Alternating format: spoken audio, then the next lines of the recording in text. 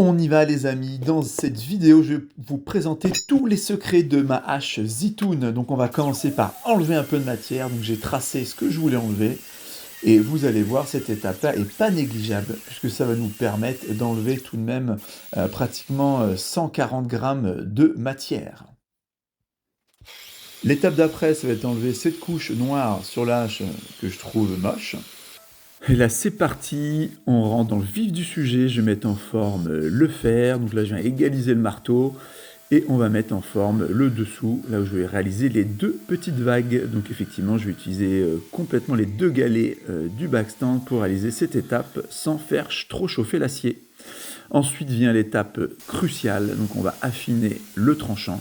Donc là pareil, on y va gentiment, donc j'affine d'un côté, et puis de l'autre, à l'œil nu. Je change la bande pour partir sur un grain encore plus fin et que ça soit encore plus joli, donner un effet pratiquement poly-miroir et affiner vraiment le travail pour un rendu sympathique. Regardez-moi ça.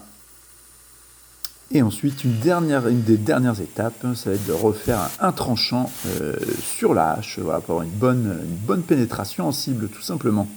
Donc maintenant qu'on a fini avec la hache, on va passer aux manches que je viens brûler et ensuite j'applique un mélange d'huile de térébenthine et d'huile de lin pour que ça donne un effet brillant que je viens essuyer aussitôt pour pas que ça colle. Donc ensuite on passe à l'emmanchage. Je coupe le surplus de bois, un dernier petit coup de lime à bois et c'est terminé. Donc j'enchaîne, je remets un dernier petit coup là, voilà, comme ça c'est nickel.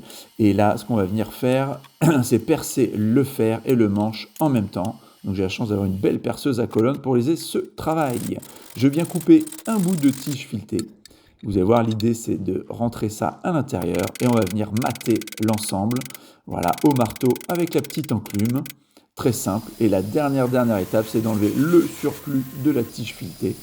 Voilà, que ça soit tout joli, tout beau, et voilà, notre hache est enfin terminée. Bon, voilà, vous connaissez tous mes secrets, j'espère que ça vous a plu.